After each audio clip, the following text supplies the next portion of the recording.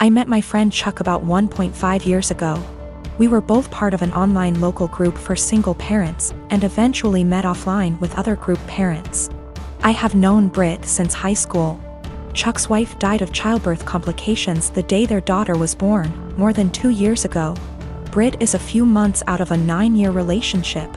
Both of them have expressed wanting to meet other people. And I thought they'd be good for each other because of common interests, and we all have kids of similar ages. 2 days before Christmas, Chuck and Britt went out on their first date. I kept Chuck's daughter at my house so the two could have some more time together without him having to worry about the baby. The plan was for her to spend the night. She's done it before and gets along great with my 3-year-old girl. But Chuck knocked on my door at 11 p.m. to get his daughter. He barely said a word to me, and I could tell he had been crying, but he wouldn't tell me what was wrong. The next day, I asked Britt what happened. She said that they had dinner and a couple drinks. Things were going excellent. She said she felt like they had great chemistry and were even getting physical at his house. But he suddenly told her to stop and to leave immediately. She swears that she has no idea what she did wrong and is really hurt by the whole thing. I believe her because she is really sweet and social. I've never seen her do anything to piss anyone off. I tried to talk to Chuck at the same time to get his side of the story and see what went wrong. All he said that he wasn't feeling it and didn't want to discuss it further. I didn't push it, but when I went to wish him a Merry Christmas a day later, I saw he had deleted me from his social media. I texted it to him instead and asked, "You okay?" But no response. I am seriously hurt and don't know what to do. Chuck has become one of my closest friends, and our daughters are the best of friends too. I am really worried that this has something to do with his wife. And I want to apologize if he felt like I was pressuring him to date after her death. At the same time, I don't want to overstep boundaries and bother him when he's having a hard time. It's been over a week and I'm worried / upset. Since we met, my boyfriend has been on and off of Tinder. I've been very clear that it hurts me, but he always defended it as just him wanting an ego boost. A few months ago we had a major argument about it where I threatened to leave, and I honestly thought that was going to be the end of it. Pretty naive, really.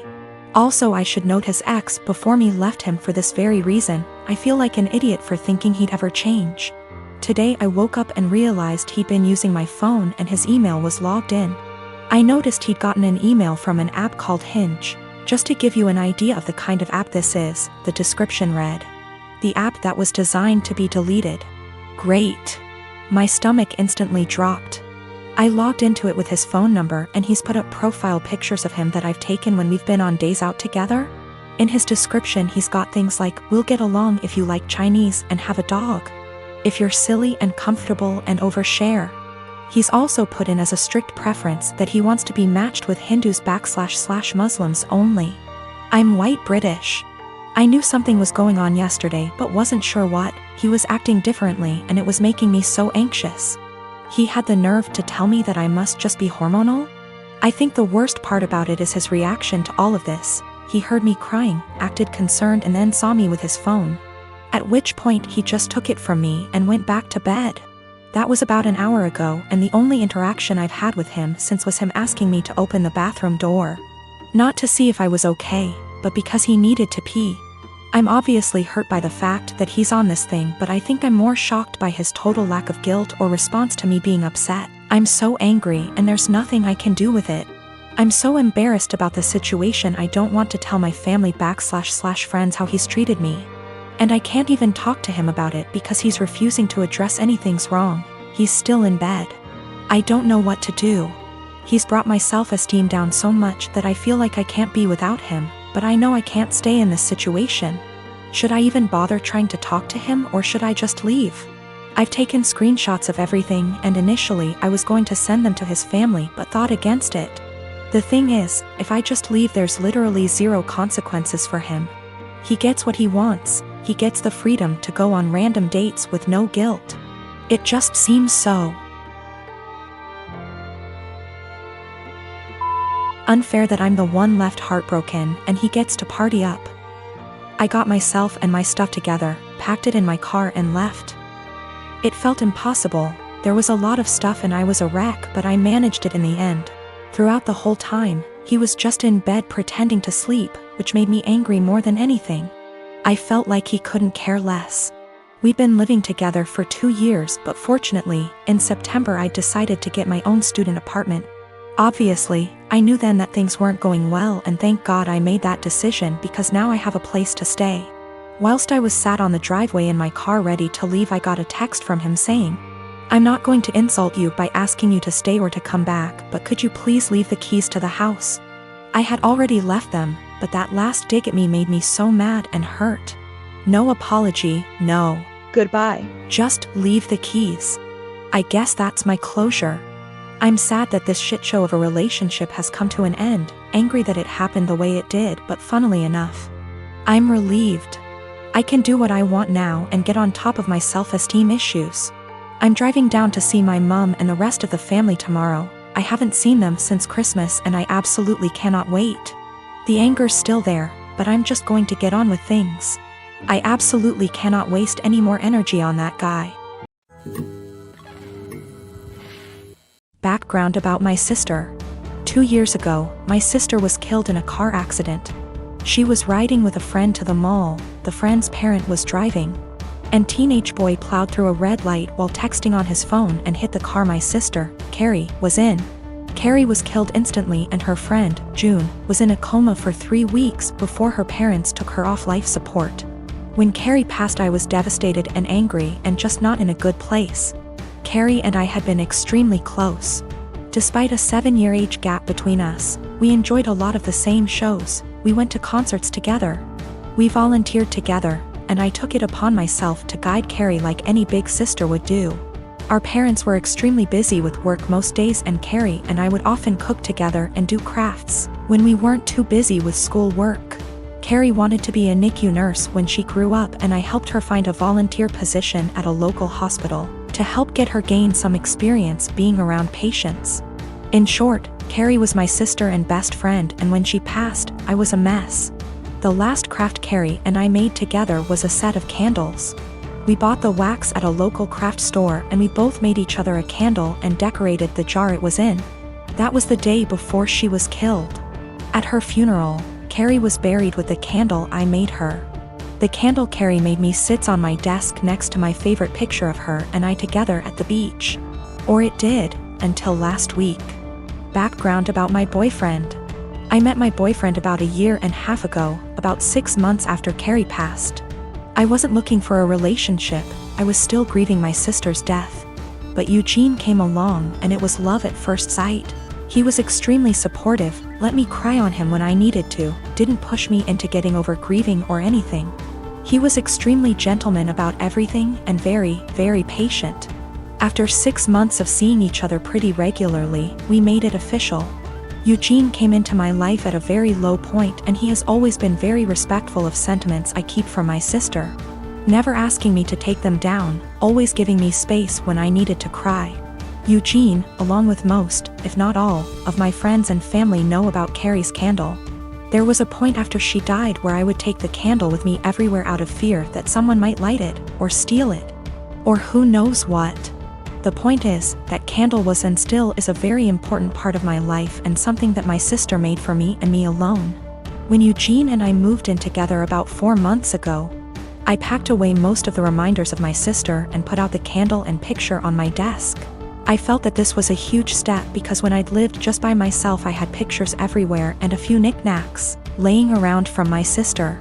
I wanted to make Eugene and I's home our home with just a small part of my sister there. Eugene understood and was very supportive. Last week, we had a massive winter storm that knocked out power. We didn't have power for 3+ days. The power was knocked out at Eugene and I's house while I was at work, which did not lose power. Eugene texted me that he was going to light some candles and try and get a generator, so we could have some for of power or at least be able to charge our phones / use lights / etc. Now, we have probably 30+ candles in our house. I am a huge fan of sales, and when Bath & Body Works has a candle sale, I like to stock up and get a range of scents. We have candles scattered all over our house. In the room where my desk is, there are no candles aside from the one Carrie made me. None at all, and there never has been. This room is also downstairs, where Eugene doesn't spend a lot of time. His desk is upstairs. When I arrived home from work last week, I noticed a bunch of candles burning in our living room, safely. Always monitored and not near anything that could ignite. One of these candles was the candle that Carrie had made me. I burst into tears, and when Eugene heard me crying, he came out from the bedroom, where he was lighting more candles, and asked what was wrong. I was a wreck and couldn't get any words out. When he tried to calm me down, I shoved past him and locked myself in the room where my desk was and just cried. I don't know how he could be so stupid. He knew, and I thought he understood how sentimental the candle was and how much I cherished having a candle that my now deceased sister had spent time making with me just a day before she was killed. I haven't been able to speak to Eugene since it happened, Tuesday of last week. He has tried to explain why he did it, because he needed candles to be able to see, but I just can't wrap my head around it.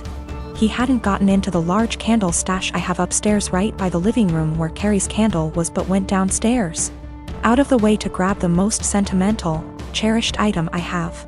The candle was burning most of the day while I was at work and is now melted and pretty much gone. I do still have the jar it was in, but I can't look at it without bursting into tears. Eugene says it was an accident, but I just don't believe that. He said he was getting around to lighting the candle surplus we have upstairs, but just hadn't gotten there yet. After being home 6 hours alone with no power, I am heartbroken and feel like this is a major slap in the face. I feel disrespected. I feel like he disrespected my sister. I just don't know what to do. I don't feel like I can forgive him for this. I want to point out, me and my brother have two different fathers. I lost my father last year to cancer. He left me 90% of his stuff, including his family home that was left to him by his dad. It's been in their family for over 100 years. My brother and my dad didn't have a relationship, but he did leave him $10K. My mom was pissed at the will reading, but since she got $10K, she couldn't do anything about it. For the past year, me and her live okay together. She went on acting like it was her house like before, which I had no problem with, till in May my brother and his girlfriend moved in without even asking me. They're messy, entitled, and rude. I told them in July I want them out by September because they don't pay for anything nor wash a dish. In August they announced they were pregnant, and my sil smugly said, "Guess we won't be moving out now." It didn't go down well, but when I told them I wanted them out, my mom and brother basically laughed in my face. Well, the past few months have been hell. They become worse than before, and my mom enables it, then demands me to treat my sil like a princess because she's pregnant. I once had to wait outside McDonald's till they opened to get her a McMuffin. Well, here where I may be the asshole. Because my sil is pregnant, she eats everything she sees, like the cupcakes my friend made me for my birthday. She ate all 6, didn't even get to try them. I can't even make my lunch the night before because when I go to get it, it will be gone. She'll have a smug look on her face while rubbing her belly, then laugh and say, "I couldn't help myself, blame the baby." If I put stuff in my room, my mom will open the door with the spare key. Sil can go through my mini fridge. Well, a week ago I was running late to collage. I didn't have time for my breakfast or to make lunch, and I had to go to work straight after, so all I had that day was a bar of chocolate. When I got home I was starving. I made myself dinner. While it was cooling down I went to use the bathroom. I must have been in there 10 minutes at most. By the time I came out she had 70% of my dinner ate, and I literally lost my shit. Of course she started crying. My mom and brother started screaming at me for making her cry, making excuses, like how she couldn't help it and it was my fault for leaving food around her. Well, I had enough. I told them get out, just like before I got mocked. But here's the thing, back in October my uncle offered me a life-changing amount of money for the house. I called him up crying a few days ago explaining the situation. He said he'd buy the house, but he will evict my mom and brother. The OFC didn't take it too well, and I have had to stay with a friend. I've been receiving texts and I'm being tagged in multiple posts on social media. I'm starting to think I'm the bad person now. So for making my mom and brother homeless? If I sell the house to my uncle I will lose 100K, but he's always been good to me. And it's one of those situations where I'd sleep better knowing it's gone to someone in my dad's family. My mom told me because of my age I wouldn't be taken seriously if I tried to evict them. If I evict them and continue to live in the house along with the high financial costs, I don't think they'd ever let me live in peace. My mom has health issues and my sil will have to move in with her parents. They won't allow my brother, so I'd be splitting up a young family. In my mom's words,